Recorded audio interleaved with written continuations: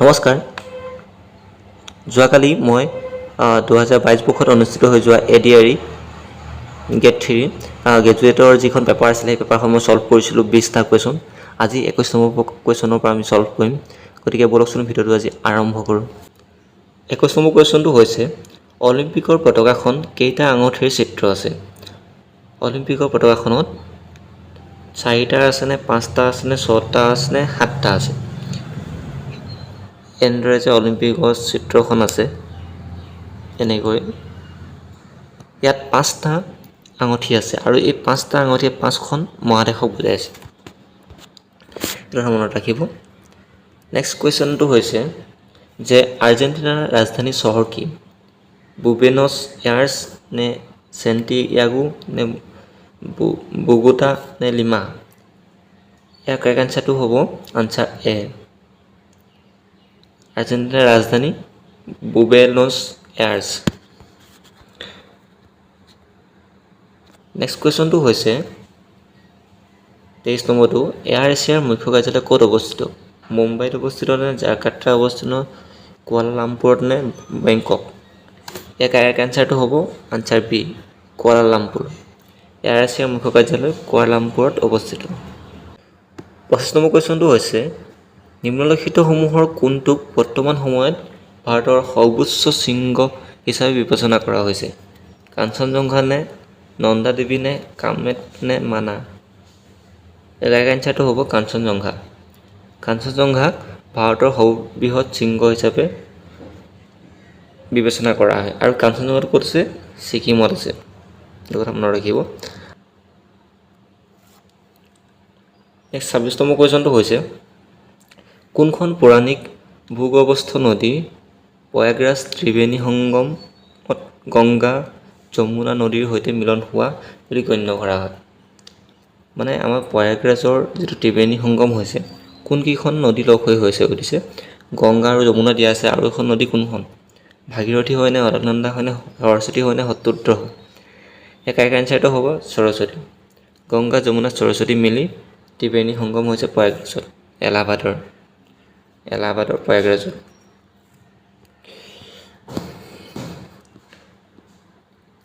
Next 27 number কুৱেশ্যনটো হৈছে নিম্নলিখিত কোনবিধক carat এককত জুখিব পাৰি? তীখাৰ দণ্ড, দুগ্ধৰ স্ববিভাগ, কেশৰ আৰু সোণ। এইটো কাৰেক্ট আনচাৰটো হ'ব সোণ। আমি সোণক জুখিবলৈ হ'লে কেতিয়াও কেজি বা কিলোগ্ৰামত বা গ্ৰামত, হয়তো গ্ৰামত আমি জুখিম নহয় কেৰেটত জুখিম। আচলতে কেৰেটতে জোখা হয়। বিশুদ্ধতা মানে বিশুদ্ধ কিমান বিশুদ্ধতা প্ৰমাণ কৰিবলৈ কেৰেটত জোখা হয়।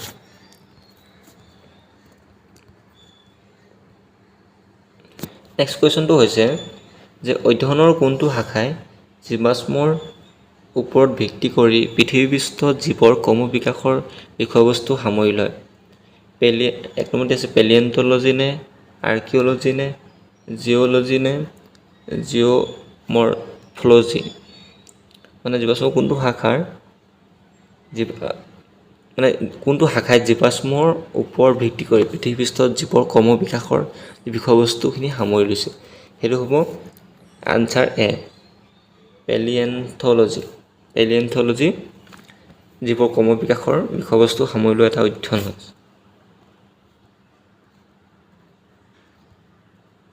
নেক্সট কুৱেশ্যনটো হৈছে বায়ুমণ্ডলীয় চাপ জুখিবৰ বাবে কোনবিধ যন্ত্ৰ ব্যৱহাৰ কৰা হয়? নেন'মিটাৰ নে বেৰ'মিটাৰ নে হাইড্ৰ'মিটাৰ নে আল্টিমিটাৰ? ইয়াৰ কাৰেক্ট আনচাৰটো হ'ব বেৰ'মিটাৰ। বেৰ'মিটাৰৰ দ্বাৰা বায়ুমণ্ডলীয় চাপ জুখিব পৰা যায়। হাইড্ৰ'মিটাৰ হৈছে সমুদ্ৰৰ যিটো গভীৰতা জুখিবলৈ হাইড্ৰ'মিটাৰ ব্যৱহাৰ কৰা হয়।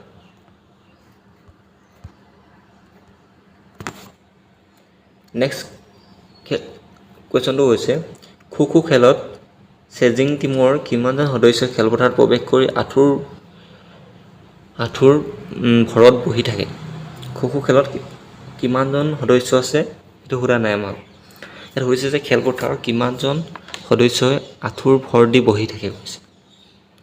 আচলতে খো খেলত আচলতে 9জন খেলুৱৈ থাকে, 9জন খেলুৱৈ থাকে। আৰু যিহেতু ইয়াত সুধিছে যে আঁঠুৰ ওপৰত ভৰ দি বহি থাকে, সেইটো হ'ব কাৰেক্ট এনচাৰটো 8জনে। 8জনে আঁঠুৰ ওপৰত ভৰ দি বহি থাকে।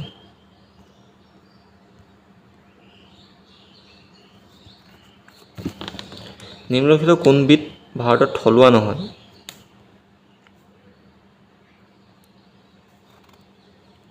চিম্পাঞ্জী নহয়নে, এশিঙীয়া গড় নহয়নে, নলগাহৰি নহয়নে, নাহৰ ফুটুকী হয়? নহয়। এই কাৰেক্ট এনচাৰটো হ'ব চিম্পাঞ্জী। চিম্পাঞ্জী অসমত থলুৱা নহয়। ইয়াক যদিও আমাৰ যিহেতু জুত, অসমৰ যিখন জু, তাত দেখিবলৈ পোৱা যোৱা হয় যদিও, কিন্তু এইটো আমাৰ ভাৰতত থলুৱা নহয়। ইয়াক বাহিৰৰ পৰা আনি ৰখাহে হৈছে। এশিঙীয়া গড়টো আমাৰ কাজিৰঙা ৰাষ্ট্ৰীয় উদ্যানত বিখ্যাত। নাহৰ ফুটুকীও কাজিৰঙাতে পাব, নলগাহৰিটো কাজিৰঙাতে পাব। বেলেগ বেলেগ ৰাষ্ট্ৰীয় উদ্যানটো আছে যদিও কাজিৰঙাতে গোটেইকেইটা বস্তু উপলব্ধ।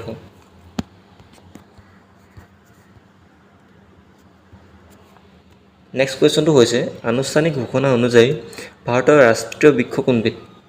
দেৱদাৰু নে, বটগছ নে, আঁহত নে, নিম হয়? এই কাৰেক্ট এনচাৰটো হ'ব বটগছ।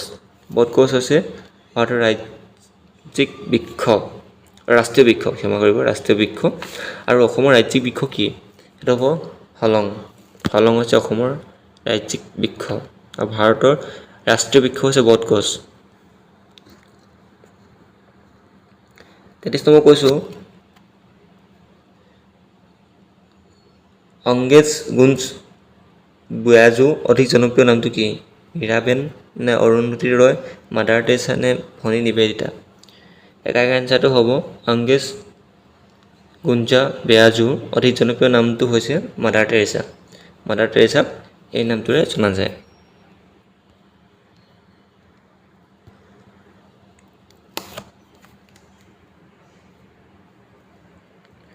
নেক্সট কুৱেশ্যনটো হৈছে, কোনগৰাকী ব্যক্তিয়ে টেলিফোনৰ সংকেত আৱিষ্কাৰ কৰিছিল? বেঞ্জামিন ফ্ৰেংকলিন নে, ছেমুৱেল বছ নে, এলবাৰ্ট আইনষ্টাইন নে, জন বেয়াৰ্টে? এই কাৰেক্ট এনচাৰটো হ'ব জন বেয়াৰ্ট। জন বেয়াৰ্টে টেলিফোনৰ সংকেত আৱিষ্কাৰ কৰিছিল।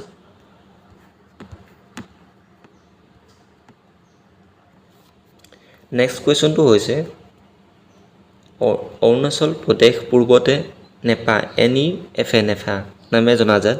এই নেফাৰ পূৰ্ণ ৰূপটো কি? নৰ্থ ইষ্ট ফ্ৰণ্টিয়াৰ এৰিয়া নে, নৰ্থ ইষ্ট ফ্ৰণ্টিয়াৰ এছেম্বলি নে, নৰ্থ ইষ্ট ফ্ৰণ্টিয়াৰ এক্টিভিটি নে, north east frontier agency? Correct এনচাৰটো হ'ব answer D, north east frontier agency.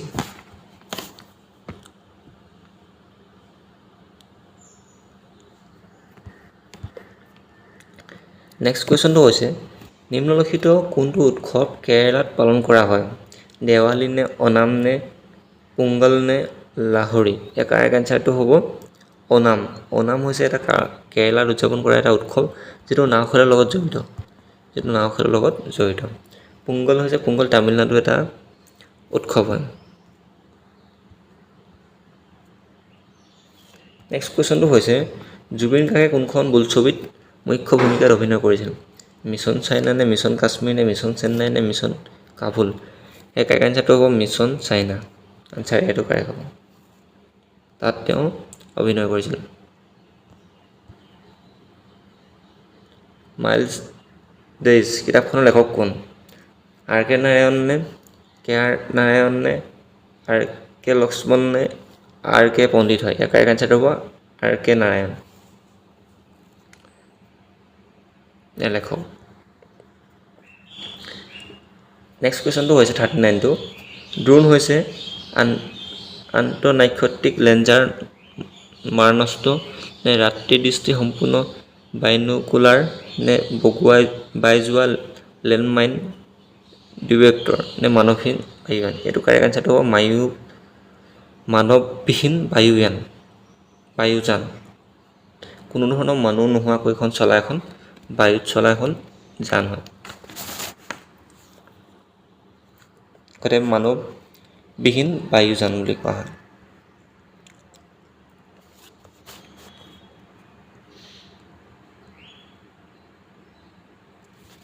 Next কুৱেশ্যনটো হৈছে, নিম্নলিখিত কোনখন ৰাজ্যৰ সীমা অসমৰ সীমাৰ সৈতে সংলগ্ন নহয়?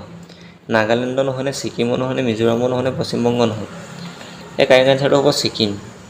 যিহেতু সাত ভনী বুলি আমাক কোৱা হয়, সাত ভনী নাগালেণ্ড আৰু মিজোৰাম সাত ভনীৰ ভিতৰত পৰিব, ছিকিমো পৰিব, যদিও ছিকিমখন 8 নম্বৰ অকণমান অসমৰ বা নৰ্থ ইষ্টৰ পৰা অলপ আঁতৰি আছে। আৰু এই পশ্চিমবংগখনো অসমৰ লগত সীমা ভাগ বতৰা কৰিছে, কিন্তু ছিকিমখনে কৰা নাই। ছিকিমখনে কাৰণ পশ্চিমবংগ পাৰ হৈহে ওপৰত মেপখন দেখিছে, তাৰ এই ওপৰত ছিকিম আছে, তাৰপিছত এনেকৈ ৱেষ্ট বেংগল আছে, তাৰপিছত এইফালে আমাৰ নৰ্থ ইষ্টৰ এইখন আছে। গতিকে ছিকিমে আমাৰ অসমৰ সৈতে সীমা ভাগ বতৰা কৰা নাই। 2021-22 বৰ্ষত অসমৰ বাজেট কোনে দাখিল কৰিছিল? কাৰেক্ট এনচাৰ হ'ব। আৰু হিমন্ত বিশ্ব শৰ্মা অসমতো CM বুলি সকলোৱে জানে। অতুল বৰা হৈছে কৃষিমন্ত্ৰী আৰু ৰণোজ পেগু হৈছে আমাৰ শিক্ষামন্ত্ৰী। নেক্সট কুৱেশ্যন হৈছে নিম্নলিখিতসমূহৰ ভিতৰত কোনটো হৈছে আটাইতকৈ পুৰণি উৎপাদন কেন্দ্ৰ? ডিগবৈ শোধনাগাৰ, নুমলীগড় নে বঙাইগাঁও নে গুৱাহাটী? ইয়াৰ কাৰেক্ট এনচাৰটো হ'ব ডিগবৈ শোধনাগাৰ, 1901 চনত স্থাপন কৰা ডিগবৈ শোধনাগাৰ। নেক্সট কুৱেশ্যনটো হৈছে নিম্নলিখিতসমূহৰ ভিতৰত ইউনেস্কো বিশ্ব ঐতিহ্য ক্ষেত্ৰ কোনটো? মাজুলী নৱদ্বীপ নে শুৱালকুছি নে কামাখ্যা মন্দিৰ নে মানাহ ৰাষ্ট্ৰীয় উদ্যান? এই এনচাৰটো হ'ব মানাহ ৰাষ্ট্ৰীয় উদ্যান। মানাহ ৰাষ্ট্ৰীয় উদ্যান 1985ত মানাহ আৰু কাজিৰঙা ইউনেস্কো ৱৰ্ল্ড হেৰিটেজ চাইট হিচাপে ঘোষণা কৰিছিল। আৰু ৰিচেণ্টলি ৱৰ্ল্ড হেৰিটেজ চাইট হিচাপে ঘোষণা কৰিছে আমাৰ চৰাইদেউ মৈদামক, এইটো কথা মনত ৰাখিব। আৰু অসমত 3খন ইউনেস্কোই ঘোষণা কৰা ঐতিহ্য ক্ষেত্ৰ আছে। নেক্সট কুৱেশ্যনটো হৈছে কাজিৰঙা ৰাষ্ট্ৰীয় উদ্যানে নিম্নলিখিত কোনখন জিলাক স্পৰ্শ নকৰে? গোলাঘাট নে কাৰ্বি আংলং নে নগাঁও নে মৰিগাঁও? এই কাৰেক্ট এনচাৰটো হ'ব মৰিগাঁও। কাৰণ গোলাঘাট, নগাঁও, কাৰ্বি আংলং এই গোটেইকেইখন জিলাকে সামৰি কাজিৰঙা ৰাষ্ট্ৰীয় উদ্যানখন আছে। গতিকে এই মৰিগাঁও জিলাখন যিহেতু গুৱাহাটীৰ পৰা নিচেই কাষত আছে, আৰু এইখন যিহেতু নগাঁও সেইফালৰ পৰা আমাৰ সেইফালৰ নগাঁওখন পাৰ হৈহে পায়, গতিকে মৰিগাঁৱৰ লগত কোনো ধৰণৰ স্পৰ্শ কৰা নাই। আৰু মৰিগাঁৱত কোনখন ৱাইল্ড লাইফ চেঞ্চুৰী আছে বুলি ক'লে পবিতৰা ৱাইল্ড লাইফ চেঞ্চুৰী, এইটো কথা মনত ৰাখিব। নেক্সট কুৱেশ্যনটো হৈছে শিৱসাগৰ নিকটৱৰ্তী দিখৌমুখৰ হৰাগুৰি চাপৰিত কোনগৰাকী ব্যক্তিৰ সমাধিস্থল অৱস্থিত? বিষ্ণুপ্ৰসাদ ৰাভা নে স্বৰ্গদেউ চুকাফা নে শংকৰদেৱ নে আজান পীৰ? এই কাৰেক্ট এনচাৰটো হ'ব আজান পীৰ। আজান পীৰ দৰগাহ আছে তাত, হৰাগুৰি চাপৰি দিখৌমুখত অৱস্থিত। নেক্সট কুৱেশ্যনটো হৈছে ধুবুৰীত অৱস্থিত গুৰুদ্বাৰোত কোনে স্থাপন কৰিছে? গুৰু নানক, গুৰু টেগ বাহাদুৰ, গুৰু আংগদ, গুৰু অৰ্জুন? এই কাৰেক্ট এনচাৰটো গুৰু টেগ বাহাদুৰ। গুৰু টেগ বাহাদুৰে ধুবুৰীত, অসমৰ ধুবুৰীত যিটো গুৰুদ্বাৰ আছে তাত তেওঁ গুৰুদ্বাৰ স্থাপন কৰিছিল, মানে সেই গুৰুদ্বাৰটো তেওঁ স্থাপন কৰিছিল। 50তম কুৱেশ্যনটো হৈছে অসমীয়া বোলছবিত অভিনয় কৰা প্ৰথমগৰাকী অভিনেত্ৰী কোন আছিলে? আইদেউ সন্দিকৈ নে ইভা আচাও নে অৱন্তী সন্দিকৈ নে বিদ্যা ৰাও? এই কাৰেক্ট এনচাৰটো হ'ব আইদেউ সন্দিকৈ। আইদেউ সন্দিকৈ হৈছে প্ৰথমখন অসমীয়া বোলছবিত অভিনয় কৰা প্ৰথমগৰাকী অভিনেত্ৰী, আৰু তেওঁ হৈছে প্ৰথম অভিনেত্ৰী আৰু অসমীয়া ছবিতো অভিনয় কৰা প্ৰথমখন বোলছবি হৈছে জয়মতী। এই কথা মনত ৰাখিব। যিখন 1935 চনত মুকলি কৰা হৈছিল আৰু সেইখন পৰিচালনা কৰিছিল জ্যোতিপ্ৰসাদ আগৰৱালাদেৱে। নেক্সট আমাৰ মেথছৰ কুৱেশ্যন আছে। এই কুৱেশ্যনসমূহ মই যিমান পাৰোঁ আপোনালোকক কৰাব চেষ্টা কৰিম পাছত নেক্সট ভিডিঅ' দি। গতিকে ভিডিঅ'টো ইমানেই, ধন্যবাদ।